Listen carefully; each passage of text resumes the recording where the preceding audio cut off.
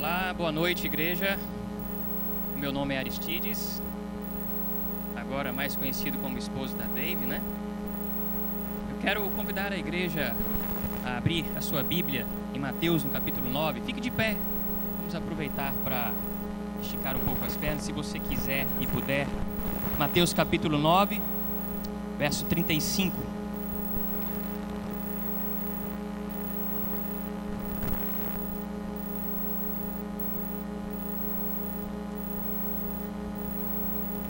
Mateus 9 fala, em essência, isso que nós acabamos de cantar aqui. A essência da compaixão de Jesus, o modelo de compaixão de Jesus. Vamos ler. Jesus ia passando por todas as cidades e povoados, ensinando nas sinagogas, pregando as boas novas do reino e curando todas as enfermidades e doenças. Ao ver as multidões, teve compaixão delas, porque estavam aflitas e desamparadas como ovelhas sem pastor. Então disse a seus discípulos: a colheita é grande, mas os trabalhadores são poucos. Peçam, pois, ao Senhor da colheita que envie trabalhadores para a sua colheita. Senhor, louvado seja o teu nome, Pai. Senhor da colheita. Um dia, Senhor Deus, estávamos nessa situação aqui, perdidos no mundo, como ovelhas sem pastor, em meio às trevas, à escuridão, dando voltas, Senhor Deus, correndo atrás do vento. Mas o Senhor teve misericórdia, teve compaixão, nos resgatou das trevas para a sua maravilhosa luz. Aleluia. Deus, que o teu Espírito que nos tocou naquele momento continue atuando, Senhor Deus, na tua igreja e conduzindo o teu povo agora para serem trabalhadores da sua colheita, cheios do Espírito, cheios da autoridade no nome do teu Filho Jesus, para que cooperadores com o Senhor continuem resgatando todos aqueles que são seus, Senhor, e que hoje ainda estão perdidos como ovelhas sem pastor. Derrama a tua graça sobre nós essa noite, que teu Espírito fale poderosamente e que ninguém saia daqui como entrou, Senhor, mas que seja tocado pelo teu poder, pela tua misericórdia, assim como o Senhor nos tocou quando nos trouxe para uma nova vida. É em nome de Jesus que eu te oro, Senhor. Amém. Pode se assentar.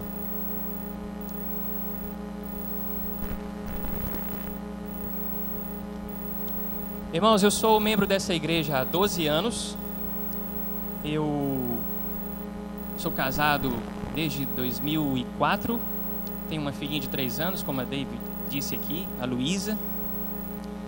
E eu sei que Deus tem usado as nossas diferenças. A Dave é muito mais eloquente do que eu, fala bastante, em casa eu ouço muito mais do que falo, mas eu sei que Deus tem usado as nossas diferenças para nos moldar a cada dia. Eu, a cada ano que passo, estou mais apaixonado por ela. Eu não podia perder essa oportunidade de fazer essa declaração, não é? Mas, eventualmente, vocês têm me visto aqui como conduzindo o momento da oferta. E eu sou administrador, a minha formação é nesta área. Eu não tenho nenhum curso de teologia, eu não sou pastor, mas eu exerço o pastoreio nessa igreja como membro de grupo pequeno. Eu sou supervisor da rede de casais, e são 12 anos como membro dessa igreja, 12 anos fazendo parte de um grupo pequeno, começando com um grupo de jovens e hoje na rede de casais. Eu ainda me considero um iniciante na fé e no conhecimento da palavra, mas eu tenho convicções muito fortes daquilo que o Senhor tem para nós. Eu creio que Jesus morreu na cruz pelos meus pecados, pelos nossos pecados, e o seu sangue nos deu salvação, nos trouxe para uma nova vida. Jesus morreu, mas ressuscitou, está sentado à direita do Pai em majestade. E eu busco viver a minha vida pautado nessa verdade, que um dia Ele voltará, e todos aqueles que creem no seu nome vão ressuscitar com Ele. Amém. Louvado seja Deus. Filipenses 1:21 diz: porque para mim o viver é Cristo e morrer é lucro. Eu tenho buscado pautar a minha vida nessa verdade e viver sobre a esperança de que o Senhor vai voltar e resgatar todos aqueles que creem no seu nome. Bom, eu sou administrador de formação, tenho especialização em gestão de projetos, mas eu comecei a minha vida profissional como técnico em eletrônica. Eu saí do interior de Minas aos 14 anos, fui estudar em Belo Horizonte, e assim que me formei como técnico, comecei a trabalhar nessa área aos 19 anos. E desde que foi a partir dessa empresa, desse trabalho, que eu cheguei aqui em Fortaleza no ano 2000. Aí eu já tinha 27 anos quando cheguei aqui. E a minha vida começou a mudar radicalmente a partir da minha chegada aqui.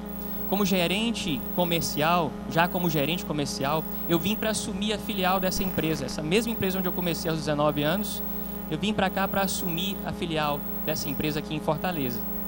E eu comecei então a visitar as empresas que eu gerenciava. E numa dessas visitas, em 2 ou 3 visitas que eu já estava fazendo a uma empresa aqui nessa cidade, eu conheci uma pessoa que de repente começou a fazer amizade. Eu nunca tinha vindo a Fortaleza, não conhecia ninguém aqui. E essa pessoa começou então a desenvolver um relacionamento comigo sem que eu me desse conta. Mas toda vez que eu ia lá para tratar de negócios, essa pessoa se aproximava e tentava desenvolver comigo outros assuntos que não restritos aos negócios. E um dia ele fez uma pergunta para mim. Ele disse: Aristides, como está o seu relacionamento com Deus? Eu fiquei atônito com aquela pergunta, senti como se uma espada tivesse cravado no meu peito, uma espada cortante, e eu fiquei sem fôlego. Eu não tinha como responder aquela pergunta porque eu não tinha referência nenhuma de Deus. Eu perguntei para mim mesmo: puxa, como é ter relacionamento com alguém que até então eu conhecia sentado num trono lá nas nuvens, um senhor grisalho, cheio de responsabilidades, tomando muitas decisões todo o tempo? Como me relacionar com alguém assim? Eu nunca tinha ouvido falar sobre relacionamento com Deus. E aquela palavra foi cortante como uma navalha. E eu fiquei muito incomodado com aquela pergunta. Irmãos, eu venho de uma família comum, de pais católicos não praticantes. O meu pai faleceu logo depois que eu fui para Belo Horizonte estudar, aos 14 anos. Eu não tive muita referência por parte dele. A minha mãe, ela era alguém que procurava mais a Deus, mas atirava para todos os lados. Ela nos levava, eu tenho mais 3 irmãos, ela nos levava para centros de umbanda, eu frequentei centros espíritas, eu recebi bênçãos de benzedeiras, mas eu me lembro também de ter feito primeira comunhão. Eu só não me lembro de nada do significado daquilo, eu não tinha a menor noção do que eu estava fazendo ali. Mas eu preciso confessar um pecado para vocês. Eu tinha muita curiosidade sobre a batatinha que o padre distribuía. E esse era o meu maior interesse de estar ali, né? Mas foi uma grande decepção, porque a batatinha não tem gosto nenhum, não é? Mas essa era a minha história de fé, essa era a referência de Deus. Quando eu cheguei aqui em Fortaleza no ano 2000, aos 27 anos, era o máximo que eu tinha de relacionamento com Deus, era isso. Mas eu era um jovem promissor. Eu, com 20 e poucos anos, essa empresa cresceu muito rápido e eu cresci junto com essa empresa, uma grande empresa aqui do país, líder no seu segmento. E rapidamente eu adquiri a minha independência financeira, eu já morava sozinho, eu tinha meu carro zero, eu tive muitas conquistas. E apesar dessas conquistas, eu tinha uma sensação de que eu estava rodando em círculos. Eu estava sempre querendo algo novo e nunca aquilo era o suficiente, a ponto de me desgastar, não é? Me engasgar com uma pergunta tão simples: como é o seu relacionamento com Deus? Eu era tão vazio espiritualmente que eu não tinha resposta para isso. Irmãos, eu vivia em função de conquistar coisas. Eu tinha um bom trabalho, já tinha cargos, tinha títulos e dinheiro. Não que essas coisas não sejam lícitas, elas são até necessárias, é fato. Não há nada de errado em conquistar coisas, não há nada de errado em buscar conhecimento, em ter uma profissão. Mas o problema que eu enfrentava naquele tempo é que essas coisas pautavam a minha vida. Eu vivia em função disso, ou era só isso que eu tinha como referência.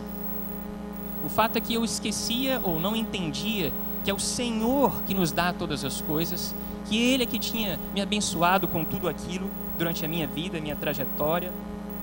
Mas eu não sabia que, mesmo essas coisas sendo legítimas, é o Senhor que nos dá tudo. E eu precisava então reconhecer que o Senhor, como Pai, Ele seria capaz de me dar, não o que eu quisesse, mas aquilo que seria importante para mim. Deuteronômio 8, 17 e 18 diz assim: não digam, pois, em seu coração, a minha capacidade e a força das minhas mãos ajuntaram para mim toda essa riqueza. Mas lembrem-se do Senhor, do seu Deus. É Ele quem lhe dá a capacidade de produzir riqueza. Eu não tinha ideia disso. Isso jamais passou pela minha cabeça. Até então eu achava que todas as minhas conquistas eram fruto do suor do meu rosto, da força dos meus braços. Lucas 12, 29 e 31 diz: não busquem ansiosamente o que hão de comer ou beber, não se preocupem com isso, pois o mundo pagão é que corre atrás dessas coisas, mas o Pai sabe que vocês precisam delas. Busquem, pois, o reino de Deus, e essas coisas lhes serão acrescentadas. Louvado seja Deus. Eu comecei a ser confrontado com essa palavra. Esse jovem, essa pessoa que me fez essa pergunta, começou a investir na minha vida. Eu comecei a frequentar os cultos dessa igreja. Eu comecei a fazer parte de um grupo pequeno. E quanto mais eu ouvia, o Senhor ministrava o meu coração, mais o Espírito me incomodava com aquele estilo de vida que eu vivia. Até que João 3,16 entrou novamente como uma espada afiada no meu peito. E Deus amou o mundo de tal maneira que deu o seu Filho unigênito, para que todo aquele que crê não morra, não sofra, mas tenha vida eterna. Irmãos, à medida que o Espírito de Deus ia agindo e me confrontando com a palavra da verdade, eu fui sendo quebrantado, eu fui sendo tocado. E quando eu olhei para esse verso, João 3,16, para que você não pereça, mas tenha vida eterna, eu fiquei pensando, puxa, que troca que Deus quer fazer comigo. Que coisa fantástica. Era como se Aristides, me entrega todas essas coisas que você construiu, conquistou, me dá tudo isso aí, eu vou te dar em troca uma coisa só: vida eterna, vida em abundância. Quando eu entendi isso, eu falei, não é possível. O que eu tinha conquistado até então, quanto eu tinha conseguido acumular, seria capaz de comprar a minha alma, a minha vida, a minha paz, a minha consciência. Você já parou para pensar nisso? Que preço tem a sua alma? Quanto custa? Eu não tive outra alternativa a me entregar a esse amor incondicional, esse amor extraordinário, que me recebe como eu sou, mas que não se limita e não se conforma a me manter como estou, porque o Senhor quer o melhor para aqueles que são seus. E esse melhor é vida em abundância. Pode aplaudir o Senhor, Ele é digno. Deus seja louvado. Essa é a palavra do Senhor. O amor de Deus nos leva a buscar as coisas espirituais. Eu comecei a ser confrontado com isso. Apenas quando você está na dimensão correta, quando temos a perspectiva correta das coisas, a perspectiva correta do relacionamento que Deus quer ter conosco, essas coisas se tornam, as coisas que nós conquistamos se tornam apenas recursos, meios, para que nós então possamos usar tudo que Ele já nos deu para glorificar a Ele. É uma troca fantástica. Ele nos dá coisas e ainda diz que eu posso usar tudo isso para a honra e glória dEle, como louvor e adoração a Ele. Essas coisas não são um fim em si mesmo, mas eu posso usar tudo que eu tenho e tudo que eu sou para louvar a Deus e para abençoar outras pessoas e para amar outras pessoas. Meus irmãos, quando eu entendi isso, meu coração se encheu de compaixão. Isso que nós cantamos e ouvimos aqui. Compaixão a ponto de que eu não podia mais ficar parado. Eu tinha que voltar para a multidão dos aflitos de onde eu saí, para aquele monte de pessoas aflitas, como ovelha sem pastor. Eu era uma delas. Quando eu me dei conta disso, daquilo que o Senhor estava fazendo na minha vida, eu disse: eu não posso ficar quieto aqui, eu tenho que voltar para lá, eu tenho que resgatar o máximo de pessoas que, como eu, estavam perdidas como ovelhas sem pastor. Mas eu quero que o máximo de pessoas tenham contato com esse amor incondicional, esse amor que nos dá vida e vida eterna. Quem ama a Deus ama ao próximo. O amor ao próximo nos leva a proclamar Jesus. Essas faixas não estão aqui por acaso. Elas têm um propósito. Essa é a nossa missão. É a missão da Igreja de Jesus. Não só a missão da IBC. É a missão de cada discípulo, de cada um que se diz crente em Cristo Jesus. Amar a Deus acima de todas as coisas, acima dos seus bens, das suas conquistas, dos títulos, daquilo que você conseguiu acumular até aqui. Amar o teu próximo como a ti mesmo. E proclamar esse amor àqueles que ainda não o têm. Amém? Jesus teve compaixão de mim. Eu comecei então a servir numa comunidade, a comunidade Edson Queiroz. Eu sei que tem alguns membros da nossa igreja aqui hoje. Fica ali atrás do fórum, atrás da Unifor, bairro Edson Queiroz, comunidade do Dendê. No ano 2000 eu cheguei a essa igreja, me converti aqui. Em 2001 eu cheguei lá e comecei a servir naquela comunidade. Na época o João Batista e a auxiliadora, outros pais na fé que eu tenho, me colocaram lá e me colocaram para liderar crianças e adolescentes na escolinha de futebol.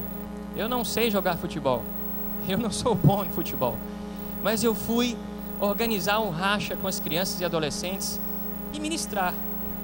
Eu era um recém-convertido, mas uma convicção eu tinha: o Senhor era capaz de dar vida eterna a todo aquele que crê. E era isso que eu queria passar. Eu queria resgatar aqueles que ainda estavam perdidos como ovelhas sem pastor. Foi nesse tempo, servindo naquela comunidade, que eu conheci a Dave, minha esposa. Nessa época ela estava no 4º semestre já de serviço de letras.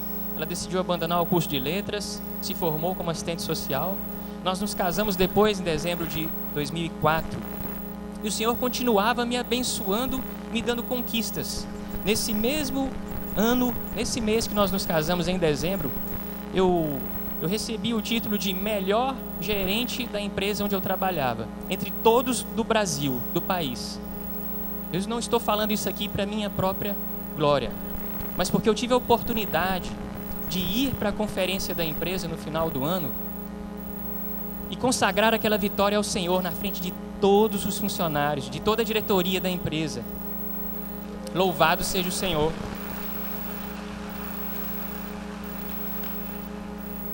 O Senhor tinha me dado uma nova perspectiva de vida. Eu estava entendendo que tudo que eu pudesse receber e ganhar, eu poderia usar aquilo para glorificar a Deus, entregar de volta a Ele como um louvor agradável. E eu entendo que não há forma de adorar a Deus maior do que proclamar o amor dEle na sua vida para as outras pessoas. Mateus 9:35, como nós acabamos de ler. Jesus, por onde ia passando, por onde Ele ia andando, no meio das pessoas, Ele não estava restrito ao templo, à sinagoga. Ele passava pela sinagoga. Mas Jesus era muito mais visto ensinando as pessoas por onde Ele andava, pregando as boas novas pelo meio do caminho. Ele ia curando as pessoas, as enfermidades, as doenças. Ao ver as multidões, Jesus tinha compaixão. Só é possível ter compaixão quando você tem contato com quem está doente, sofrendo, quem está com a dor. E Jesus estava no meio deles. Jesus levava a cura espiritual e física. Ele só podia ver porque Ele estava lá. Mateus 14:14. Quando Jesus saiu do barco e viu tão grande multidão, teve compaixão deles e curou seus doentes. Mateus 15:32. Jesus chamou os seus discípulos e disse: tenho compaixão dessa multidão. Já faz 3 dias que eles estão comigo e nada têm para comer. O que Jesus fez? Alimentou a todos. Pão e peixe à vontade, em abundância. Ele não estava preocupado, ele sabia que muitos dos que estavam ali só estavam atrás de pão e peixe, nem tão interessados na sua palavra, mas ele teve compaixão. Amados, como discípulos, bons imitadores de Jesus, nós somos desafiados a fazer o mesmo. 1 João 3,18. Esse é um chamado. Filhinhos, não amemos de palavra nem de boca, mas em ação e em verdade. Compaixão significa sofrer com, é viver os momentos de dor, é parar para ouvir. Antes de entregar uma resposta pronta, dar uma biblada, experimente parar para ouvir. Gesto sublime de compaixão, de se colocar no lugar do outro, de entender a situação, sem julgar, mas procurando sentir a dor do outro. Era isso que Jesus fazia. Eu tenho certeza que se ele estivesse vindo pela primeira vez no nosso mundo agora, ele estaria novamente frequentando esses lugares, os orfanatos, os hospitais, os presídios, as comunidades carentes. Esse seria o campo do ministério de Jesus. Eu não sei se a dona Cristina e o senhor Everardo estão aqui. Estão? Estão por aqui? Vem aqui, dá um pulinho aqui. Esse casal, eu já falei sobre eles aqui, talvez vocês se lembrem, num momento de oferta. A dona Cristina e o senhor Everardo são moradores aqui dessa comunidade. E um dia, dando carona para ela veio compartilhando conosco, a minha e a Dave, estávamos no carro juntos, vindo do Querigma para cá, dizendo que eu jamais poderia imaginar um dia estar aqui com vocês nesse carro, conversando com vocês. Porque eu moro aqui em frente, e quando eu cheguei aqui eu começava a olhar para vocês passando de carro, todas essas pessoas, e eu achava tudo tão bonito, mas eu não me sentia, à vontade, ou não achava que isso aqui era um lugar para mim. Pode subir, dona Cristina, senhor Everardo. E naquele dia dentro do carro, ela disse para mim: puxa, tá vendo? Antes eu pensava assim, jamais estaria nesse lugar, e hoje eu estou aqui andando nesse carrão. Não foi isso, dona Cristina? Senhor Everardo, tudo bom? E o fato é que a dona Cristina chegou no nosso meio a partir de um convite. Como é que foi isso, dona Cristina? Que visão que a senhora tinha da igreja e como é que a senhora chegou aqui? O que te convenceu, permitiu chegar aqui? Bom, eu me chamo Cristina. Estou um pouco nervosa porque eu nunca imaginava de atravessar os portões da igreja. E hoje estou aqui falando para vocês. Mas foi através do convite da minha cunhada, que é a irmã dele, que me chamou para vir. E eu disse: não, isso não é para mim, porque eu via muitos carros passar e achava que se eu viesse, que achava que só frequentava gente mais ou menos, gente rica. Então eu achava que se eu viesse, ia ser muito focada, por ser pobre, E eu disse: não dá para mim. Mas tanto ela insistir, eu vim conhecer, comecei a participar de um pequeno grupo de mulheres que funciona aqui, E comecei a ver as pessoas que são acolhedoras, que não era nada disso que eu estava pensando. E aí foi que eu fui vendo que não era aquela coisa, então comecei a vir, gostar. Convidei meu esposo, convidei meus filhos. E hoje em dia eles fazem parte, daqui. As minhas filhas são do GF, o meu filho é do som, auxilia aí, voluntário do som. E eu, assim, conheci pessoas maravilhosas, pessoas que eu pensava que não ia nem olhar para mim, olharam para mim, conversaram comigo, me acolheram minha família. E hoje em dia eu trabalho aqui, o meu esposo também trabalha. E assim, eu só tenho a agradecer. Só agradecer a igreja e essa família. Amém.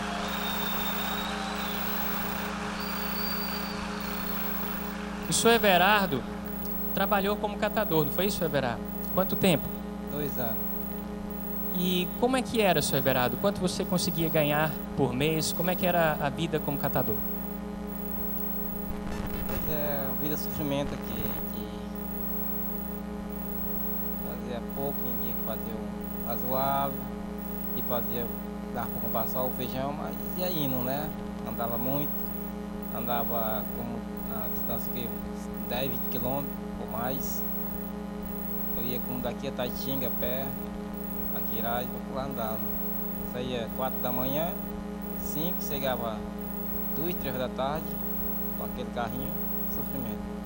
O carrinho era seu, era do depósito? É do depósito. Senhor Everardo, o que mudou? Mudou melhor, para melhor. Agora eu estou trabalhando, carteira assinada aqui na IBC. Meu sofrimento que eu tinha acabou, graças a Deus. Só tenho a agradecer a Deus. Amém. Louvado seja Deus. Muito obrigado. Deus abençoe. Obrigado, Cristina.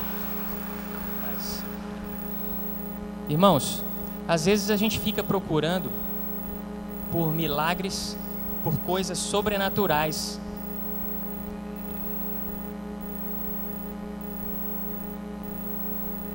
Você consegue reconhecer o milagre que o Senhor fez aqui nas vidas dessas pessoas que sequer tinham coragem de entrar aqui porque não se sentiam aceitas, mas que foram acolhidas por um gesto, por uma palavra simples: venha fazer parte do meu grupo pequeno. Ela tinha resistência à estrutura, né? Às vezes assusta, mas ninguém tem resistência a um convite pessoal, amoroso. Venha fazer parte do meu grupo, venha se sentar comigo, me deixe orar por você. O Ecovidas, que foi apresentado aqui, é mais um grito de misericórdia que nós queremos fazer ecoar por essa cidade. Você pode participar de forma simples, trazendo o seu material reciclável. Nós temos estações para recolher esse material lá no estacionamento. Você vai estar abençoando pessoas. Você já imaginou que você poderia glorificar e honrar a Deus através do seu lixo? Você já pensou nisso? Eu tenho sido confrontado por Deus porque a sua palavra diz: em todas as coisas vocês podem me adorar, em tudo, comendo ou bebendo. Mas eu nunca pensei que através do lixo eu poderia adorar o Senhor, eu poderia ajudar outras pessoas. Você pode fazer isso trazendo o seu material reciclável para cá, ou ajudando catadores que estão próximos de você, próximos da sua casa, como nós fizemos lá no Colégio Querigma, adotando um catador que ia lá regularmente para pegar o lixo do condomínio ao lado. O Reciclando Vidas, do casal Daniel e Ritásia, é outro ministério dessa igreja, outra ação. Não um ministério, o ministério é deles, na verdade, não é institucionalizado na IBC, mas são pessoas, crentes em Cristo Jesus, que não têm parado e deixado de olhar para essas pessoas que no nosso dia a dia são invisíveis, não é verdade? São invisíveis, nós passamos por eles e não notamos, mas o Senhor Jesus os vê. E nós somos desafiados a ir, nós somos desafiados a voltar para essa multidão de perdidos e resgatar aqueles que são do Senhor, porque Ele é o Senhor da colheita. O nosso privilégio é sermos trabalhadores dessa colheita nas mãos do Senhor. Eu queria chamar outra pessoa aqui, a Albênia. A Albênia é da minha geração, é do tempo que do ano 2000, quando nós chegamos aqui nessa igreja. A gente andava junto nos programas de jovens, não é isso, Albênia? E hoje a Albênia tem tido uma experiência muito impactante, desenvolvendo atos de compaixão e participando de ações, atos de compaixão. Vou deixar que ela fale um pouco sobre isso. Amém. Oi, meu nome é Albênia. Eu não tenho nenhum problema de timidez, mas vocês intimidam muita gente. Sou uma discípula de Jesus há mais de 10 anos. Tenho algumas lutas, como, por exemplo, ansiedade, maledicência, concupiscência, baixa autoestima, procrastinação, autocomiseração, mentira, a gula, codependência emocional, ira, malícia, depressão, medo. Algumas coisas que luto dia após dia.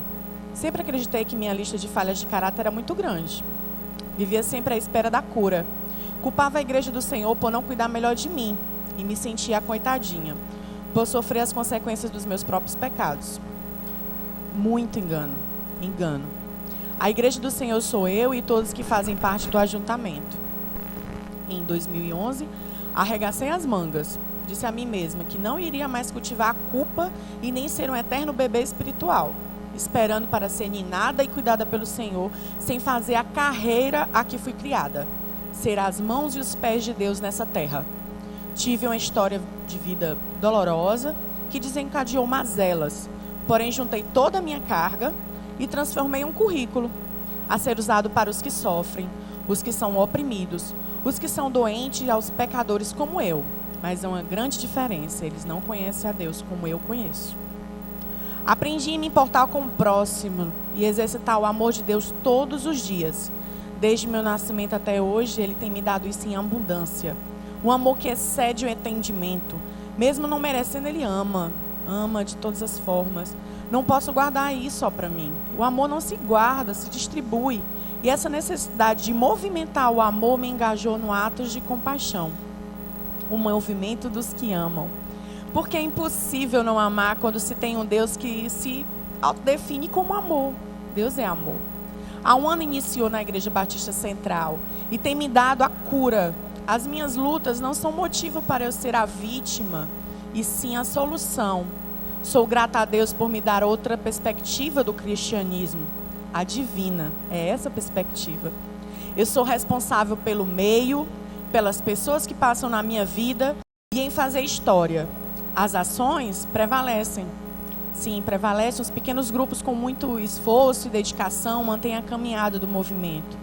Eu cito alguns que vêm de um ano até aqui, que é o Lar Davis, a visitas frequentes, Lá Torres de Melo, o Abrigo Cristo Rei, Centro Patativa do Assaré, Abrigo Sol Nascente e um cuidado que nós temos aqui com a saúde dos moradores da Santa Fé. Então, são todos esses movimentos remanescentes de algo que impactou a igreja e prevalece. E não queremos parar, porque o diabo não para de disseminar o mal na humanidade. Bem, gente, esse foi meu momento Popeye. Compartilho com vocês. Obrigada pelo silêncio.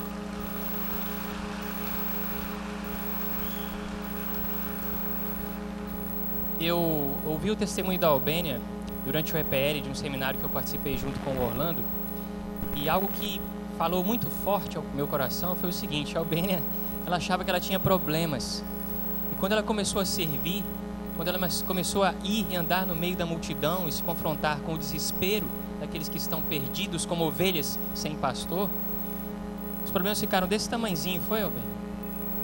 As realidades do mundo são gritantes, meus irmãos. Obrigado, Albânia. Obrigado pelo testemunho.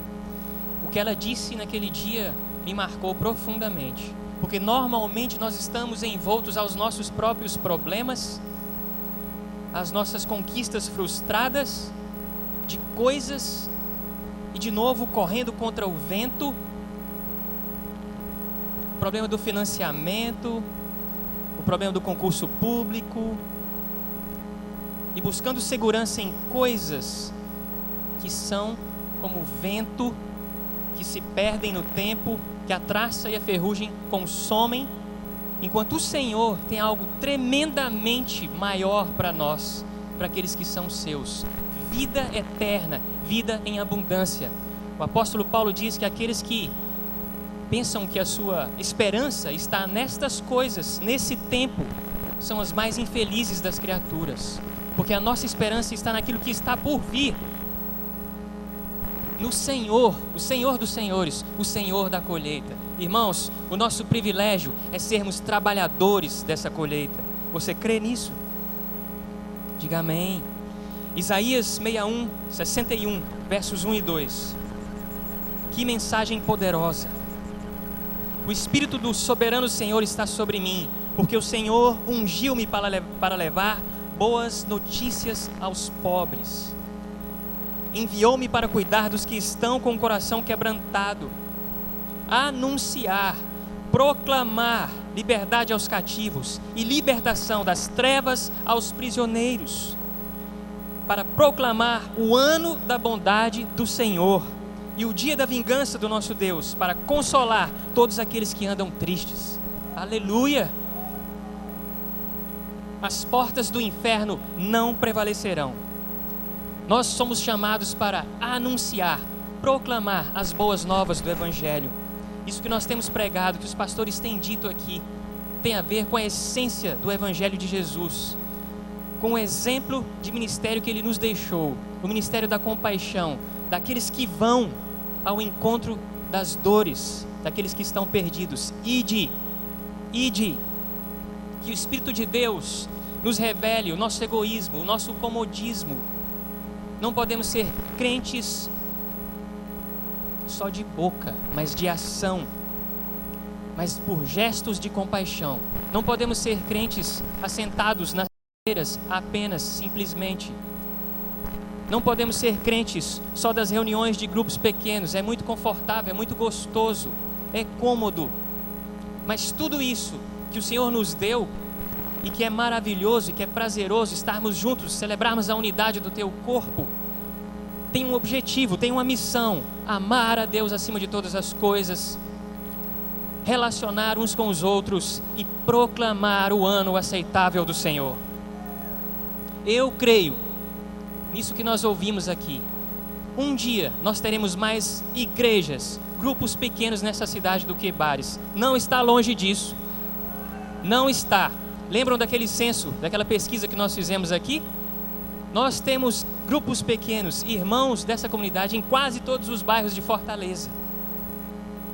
Você só precisa abrir a sua casa. Se você acha que você não tem capacidade, a palavra do Senhor diz que tem. O Espírito do soberano Senhor está sobre ti. Eu não tinha nenhuma instrução. Eu não era um conhecedor profundo da palavra. Mas o Senhor me usou para falar com crianças que hoje, quando eu passo lá no meio do Edson Queiroz, eu me assusto com jovens que eu não reconheço mais, mas que me chamam pelo nome. Eu tive o privilégio de deixar uma marca, uma palavra que contribuiu para a vida daquela pessoa. E você pode ser usado para fazer isso. A colheita é do Senhor, mas Ele quer nos usar como trabalhadores da sua colheita. E porque a colheita é dele, não se preocupe. Ele vai falar, Ele vai te usar. Basta que você se disponha. Saia da sua cadeira. Vamos avançar para resgatar aquilo que é do Senhor, aqueles que estão perdidos. Essa é a nossa missão, igreja. Precisamos aprender a viver com paixão, de generosidade, de bondade, com o intuito de sermos agentes de transformação, sal e luz. A autoridade que nós temos para ir e falar é a autoridade de quem quer se submeter a Jesus, aos seus mandamentos. Você não precisa ser um exímio conhecedor da palavra, um evangelista, um palestrante eloquente. Não.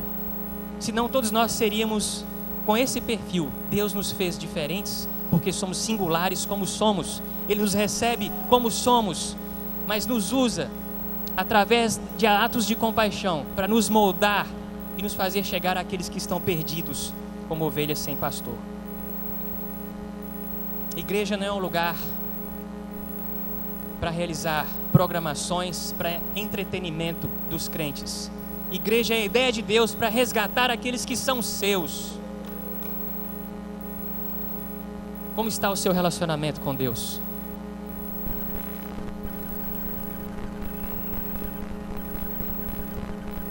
Eu ainda engasgo quando eu me faço essa pergunta. Porque crentes em Cristo Jesus têm que se perguntar isso todos os dias. Como está o seu relacionamento com Deus? O quanto você tem se colocado como um trabalhador da colheita do Senhor?